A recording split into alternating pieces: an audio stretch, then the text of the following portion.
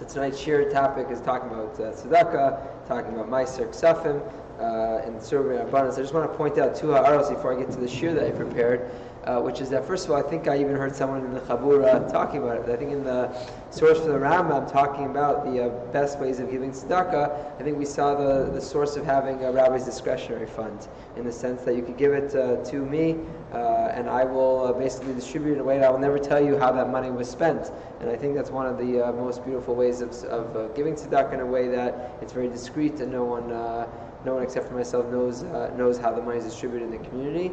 So I think there is this idea really is in practice in many communities. I also want to bring your attention to something a little bit of a source of nachas in my family. My brother, who's a chiropractor, he doesn't make a cent from this initiative, just started a program about 4 or 5 months ago called Daily Giving, in which he and a bunch of his friends created an organization that gives. It works on crowdsourcing. So they have right now, I think, up to like 420 something people. I don't know if you've probably heard about it at some point, but everyone gives $1 a day, and every day they take all the dollars, so 400 whatever, and every day it grows because he really spends his time in between patients trying to make sure that it grows every day, and gives that to a different organization that's vetted by a group of Rabbanim, including Rav Shechter and Rav Pesach Kron and Rav Moshe Tavilif from our hometown of Minneapolis, and it's just a great idea to see. There's no overhead. It's just a bunch of Balabatim who wanted to have the opportunity of getting that mitzvah a day. And I think it's relevant to the discussion of tzedakah. That's actually why I think it's relevant, not just to put a plug for giving this tzedakah, because in this whole shir, something we never talked about is the mitzvah of giving tzedakah. So my brother said the reason why he thought of it is he was in shul one mincha marav, and he put it down in the pushka, and he realized, he doesn't always make it to shul every night. Things happen. He said, so it's chaval. I give $1, and I feel like I accomplished something. I gave my $1. I feel like I feel like I did something good. But many nights I don't have the chance to give the $1. So he went online to see are there any ways where in an automated fashion I can give my $1 even if I don't show up to shul. And he looked online. There was no platforms to give $1 a day to tzedakah. So he and his friends created the platform for giving $1 a day. So it's $1 a day. Just for credit card, the way surcharges are, they charge your credit card for the month. So it's like I did it monthly, so it charges me $30, and then it's like $30.67 or whatever it is because of PayPal, whatever it is.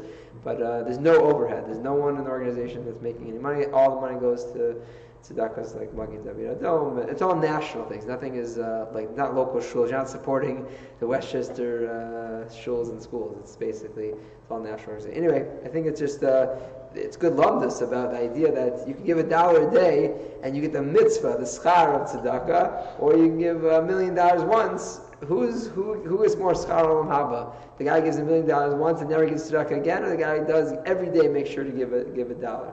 So it's an interesting sugya. Not what the topic is tonight, but I thought it was connected to what we're talking about. Okay, so I want to now shift our focus a little bit, talk about the notion of, can I use my Meiser Ksafim? Now, not talking about tzedakah, not talking Meiser Ksafim, to perform mitzvos. What do I mean? Following scenarios. Am I allowed to donate to the shul, to build the shul, and with my Meiser money? Am I allowed to purchase a lulav and a dalad mina for Yantif from my Meiser money? Am I allowed to, ultimately, we might not get this tonight, but maybe for next week, can I pay my kids' tuition from my Meiser money? Tuition is a big chunk of money. So the sugya seems to be discussed in a Ramah in Siman Reish Mem Tes, which is really the springboard for our sugya tonight. The Ramah quotes, I'm in the end of Sif Aleph. So first, this is the halacha, the siman that was in your Makoros about spending up to a fifth of the maximum one could spend is a fifth, because you don't want to deplete all of your earnings and become a needy to the community. And then the Ramah talks about the idea of the end of your life, as part of your will, you're allowed to leave more than the fifth. And then there's one more statement in the Ramah that will come up in the Makoros for next week, which says, "Ve'ein la'asotzi ma'aser shelo davar mitzvah." You're not supposed to use your meiser for dvar mitzvah. Could go neirot lebeit knesset, paying for electricity for the shul, o shar davar mitzvah or other mitzvah. Rak yitnenu la'aniyim. Rather, you're supposed to give the money specifically to the aniyim. The quote of the Ramah is from the Ma'aril. So the Ma'aril felt that no, one is supposed to give their money specifically to poor people. The Shach. The point is directly to the poor rather than to an organization that houses the poor. No, the organization, they're the middleman. That's okay. Well, according to this, it wouldn't be because you're paying someone for the salaries of the people who maintain it, and that doesn't count. It has to go 100% to poor people. But when you're giving your tzedakah to I don't know. What about pushkas and shul? They go to Tzedaka, no? Well, there it's going directly to Berek Havai. So that's the Ma'aril seems to say it's not okay for Meiser. It's okay? No, I think the Ma'aril is saying no. Neiros the base knesses. That's like electricity. So that we have to have another pushka that goes just to Aniyim. We do. We have two pushkas up there. One says rabbi's discretionary fund, I think, and one, or it says tzedaka, and one says darche. No, they differ. I purposely, because I didn't like it when I first came to shul. They had one, and I assumed it was for poor people, and they told me that's how we pay for electricity. So I didn't like that practice. I thought people had a right to know what they're giving tzedakah to. So now we have two tzedakah banks. Oh, it's right. It's tzedakah. It's just right. I think it's still tzedakah to give to the shul. You can give your tzedakah to the shul. The question is whether or not you use your right. This is only time of meiser ksafim. Right. But getting back to your question, the overhead thing. First of all, with my brother's charity, they spend a lot of time vetting the organizations. They only give to people who have a proper ratio. All the 501c3s, they have to publicly say what the ratio is, how much money goes to administrative overhead, and you can know whether or not whether the ratio is appropriate or not. So repeat your question, Richard, one more time. Well, whether you give it to an organization that supports like a soup kitchen must be a soup kitchen. They feed the poor. They provide medical care and housing and so on. Is that okay? Or does it have to go directly to the poor so they can decide what they want to do with them? My understanding is that that's okay. That we're going to see the idea is that why do we say preferably give to the aniyim? Because according to most of the poskim, the money belongs to the aniyim. It's like the money in your pocket, the 10% you have, it's their money. So the organization would not do this. No, so I would say the organization is just the shaliach to get your money to the poor people. So they cooked this, they bought the potatoes and made the soup, and they feed the soup kitchen. I think that's 100% a kiyum. Now you're asking, but wait a second. Let's say, I don't know what the 8%, 9% of the money pays for the secretarian or whatever. To me, that's just part of the operation, necessities of an operation to be able to have the soup kitchen. But in contrast, you can't spend it on your Lulav and Esrei. The wording is strange. Okay. The Shach argues though. The Shach quotes those who disagree with the Ma'aril. Close to the Marashal.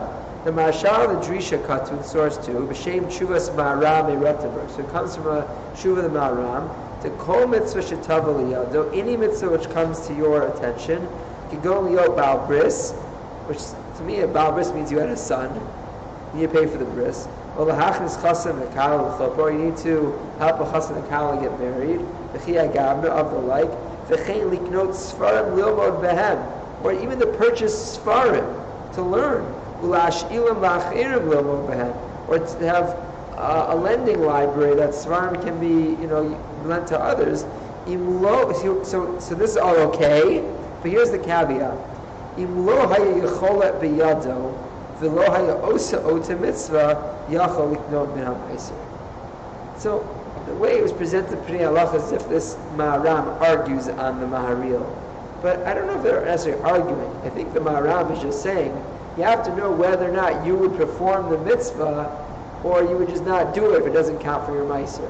Some people will say, if it doesn't count for my meiser, I'm not going to donate the extra money to the shul to buy svarim that could be for the public, or I'm not going to help this charity organization if it's not your meiser. In those scenarios, there's some subjectivity, it seems, for the Ma'aram. You have to know whether or not you would otherwise not do the mitzvah. If you would otherwise not do the mitzvah, then it would count towards Meiser, which I think opens the door, to some subjectivity in all of this. So we have two different opinions. The Maharil says no, absolutely not. You can only give it to the Aniyim. The Maharam Rothenberg seems to say there's a little bit of some subjectivity. Then he goes on to say, going Maharam, says Ufazer Ma'asrosa, the underline, to give your Meiser la'aniyim. Then he says Tzarchama lebanav. What about supporting your children? Hagdolim she'enu chayav l'tapel b'hem. It seems to me the consensus is everyone's in agreement. Anything which you're obligated to pay for, you're obligated to wear tefillin. So you're buying tefillin for yourself. They can't say that's Meiser. You're obligated to have lulav and esrog. So you're paying for your lulav and esrog. That's not considered Meiser. But the poskim say you're only obligated. I didn't know this halacha until today. You're only obligated to feed your children till they're 5 or 6. Once they're over 6, you're not obligated to feed them. So he says, "Your bun of gedolim she'en chayav l'tapel b'hem." In the Pnei Halacha, he says he puts the cutoff around 18. He talks about your older kids who are single, perhaps jobless, still kind of, you're still financially responsible for them, right? So he says, "She'en chayav l'tapel b'hem." You don't have an obligation to deal with them. They should be on their own. Mutter, then it's mutter. Even to give money to your father, if your father's in a destitute place, so then then it's for sure mutter. The koshkein lebanav, the mutter b'makom she'ein be'ir takana la'tekis shel tzedaka. In a place where the community doesn't have some sort of kupat ta'ir for people to take money. So if your 18-year-old kid is learning in yeshiva, so one could use his meiser for his kid. Umashma the mutter afil yesh biyad lechol lefarnes in makom acher. Even if I'm a pretty wealthy guy and I have money in addition to my meiser, or I have enough means to support him and still give meiser, the zabi tzedaka. He says it is considered tzedaka. So I thought that was a little strange. You can have a billionaire and you have these cases of these rich people that unfortunately I've heard of cases where people file for poverty, they get food stamps because technically the 21-year-old couple doesn't have a dollar to their name, but daddy is a billionaire. Dad's taking care of them. So I was a little bothered by this halacha. So I looked at Pnei Halacha. He says that someone who is living a typical lifestyle. I mean, they're spending freely. He says they're spending money on entertainment, going to restaurants. They're not buying secondhand furniture. They're buying brand names just like everyone else. He says, no, that's not a case. He says, even if they don't have a dollar to their name, but their parents are very wealthy and very in a good place, and the parents are taking care of them, he says that would not constitute Meiser. But the Maharam, straight from a literal reading of Maharam, it would seem that one could even consider that as Meiser, because again, you don't have an obligation to support those kids. It might be above and beyond. Probably a lot of it has to do with the circumstances where they live. Now people, ask for money from yeshivas, and they ask, well, where did you spend Pesach? Oh, your in-laws are paying for you to fly out to Caribbean. Wherever for Pesach. I think they can contribute to your kids' tuition. So. You're saying that's why the yeshivas ask for that information? And they can what? And they do a high scholarship based on, right? So again, that's the thing what Pnei Halacha was kind of saying. You really have to know how these people are living their lives. If they're living bit simsum or they're living extravagant. I don't think I put on the heat, but somehow It feels like the heat. yeah, it's my fault. It was very cold. I just raised it a degree, but now the heat's on. Used to be that you would exchange checks with somebody else. Somebody else would pay your tuition and get a charity for it. And you would pay the other guy's tuition. I never heard of this. Another area. This is what they used to do? Okay, it's a charity. You could pay for his tuition, he pays for yours, and then it'd be Meiser? That be master is a question. Oh, you're saying for tzedakah. I don't think so. I never heard of this. What would that accomplish for a tax write-off? Yeah, that's a tax write. It's a charity. Uh-huh. Why wouldn't that be true? Why would it? Okay. Why would it not be Josh, your master? should you want more source or just that? So you're at your master. If people are, I could do one. I could do Why one. do you do that as your money? Richard, do you know how to shut it off? Because, I know I don't have to shut it off, and I think you need a code. I know, like the Maharil said, it's not okay. You can't do mitzvahs with it. You can't buy electricity for the shul. So you can't pay tuition with it. That's the Maharil. We have to. Are we saying that tuition and electricity are the same? Yes, I would say that. So Rav Jones going to give one more I source. don't know. I think so. He'll have to. You wouldn't It's say only that. one opinion. It's also only one opinion. Okay, we'll do Oh, what. yeah, the Maharil, yeah. Do one more It's source. Tuition and electricity for the shul the same. Do one more Well, source Maharil before we says- get off topic. I don't want tuition. Let's save for next week. There's a Tzurba Ramosha specifically on tuition. We'll save it for next week. But yeah, let's do one more source. The Rehativ quotes the Taz, and the Taz I put there in the source is source 4. So it's really two sources for one. We'll read in the Rehativ. He says, "If a Taz kasav asur lifroa b'hem masim," you can't pay your meiser from your taxes. Don't count towards your meiser ksefim. Even though the government takes it away from you and you're losing your whatever your taxes are, that is not constituted as Does it meiser. calculate what maaser is, 1/10? Is it after tax or before tax? That will be the topic for next week. That's the Let's do it next week. I think the answer is after tax. I think it's what you bring in, but I'll double check. But I think part of the reason why is this idea, we'll see in a second, about are you poreach chovo. Meiser is a form of tzedaka. It needs to be that you're doing something above and beyond. Paying off a debt like taxes is not what we call meiser. He says, "Ule'inin liknos mitzvahs basic knesses." What about purchasing mitzvahs in the shul? B'mos meiser nearly. The mishas knias ha-mitzvah hayadaitos. If when you purchase the mitzvah, I want to pledge to the building fund $1 million. When I did that, I had in mind, then shari, it's mutter. Da'amos tzedaka also, because then it's a form of tzedaka when I make the pledge.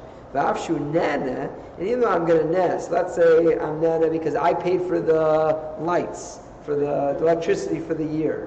So I'm. Schnuttering. If you get up and you schnutter and everybody hears that you gave $100 for the shul. What's a that's schnutter? on the back. Oh, that's the hana. When you get an aliyah, Okay. you schnutter $100 and everybody come back to your seat. Right. everybody So gets exactly when $100. he's saying there, I'm getting hana from it. He says, "Habachol mais." He says, "Bechol meiser yesh tovas hana lebalim." Every donation I give, there's some hana, right? Masha enki mishas knias amitzvos lo hayabadaito. I didn't have in mind to get meiser from it. And then later I say, you know what? I pledge $100. I really like that be for my meiser, not for my tzedakah money. That's already paying a debt. That's not the same thing. The gam kishakona sefer about a meiser. This is a last point. Let's just recap the previous point. The distinction is, this is why taxes are not meiser, and why your donation to shul depends what were your initial das. If your initial das is I want to donate to the shul based on my meiser, that's okay, that counts as meiser. My initial thing of the shul is I want to just give I pledge my, that's tzedakah. And then later because I didn't have in mind, it can't be poreach chovo. It can't just be that I'm trying to pay off my debt, and then I say, I want that to be meiser. That's not what meiser is meant to be. Yeah. Shouldn't sound tzedakah machshava be for meiser? I think so. I think so. But I think that's why it's important to teach people this. That when you're thinking of giving tzedakah, minastam, it should be from your double win. He just says in the end something that I wouldn't have thought. He says, "Gam k'shekona sefer about ha-meiser." If according to, let's say, the Maharab, I can buy svarim for the public for meiser, tzarich lichtov alav shezel min ha-meiser. You have to write in it that it's meiser, purchased through meiser. L'man yedu banav davar zev lo yachziku lahem. That the children shouldn't think, someone donates the svarim to the shul. Don't think that they're the private owners. They're really the publics. Again, maybe the example might be different if it was like, let's say, back in the day when they only had one shas. So someone purchased the shas. So it was a huge donation to purchase that shas. So one might think, the family might think, it's ours, we paid for it. No, when it's given with meiser money, for the rabbim, so it needs to be very clear that it's not private. So if you purchase shas with my money, I can use it anytime or up to ask permission. If anyone did, yeah. So everybody can use it. It's Yeah. not yours. You don't It's have not yours. You don't have private ownership. Yeah. If you're using meiser money, not your money. No, not if you buy it from the shul. You buy it for If yourself. anyone, You have it in your house. it seems to be that if you borrow with Meiser money to be for a lending library, then it's. I think if you But it has to be right realistic. You're just tricking yourself. It's No, not no, realistic. I've seen people write in their sparm who bought with mice and money. I've seen this You before. did, you have to tell people And they that. keep it This in is a their Casa house? Masa, what? And they keep it in their house? Yeah. This Or seems to be more of like a sometimes lending not. library. That's So That seems like. you have to let people You need know. to visit these people. You don't have to give it to a lending library. You should Buy just mice show and up at money, their do house. You have to give How is it Meiser if it's sitting in my house and no one knows about it? How is that Meiser? No, people. Okay. If you on an island, nobody else, because you still have to give Meiser to who? Right. Okay. All right. We'll stop here. We start to scratch the surface of Meiser, and we'll get into. What does Ramosha say just? I can't spoiler alert. Oh, you're going to.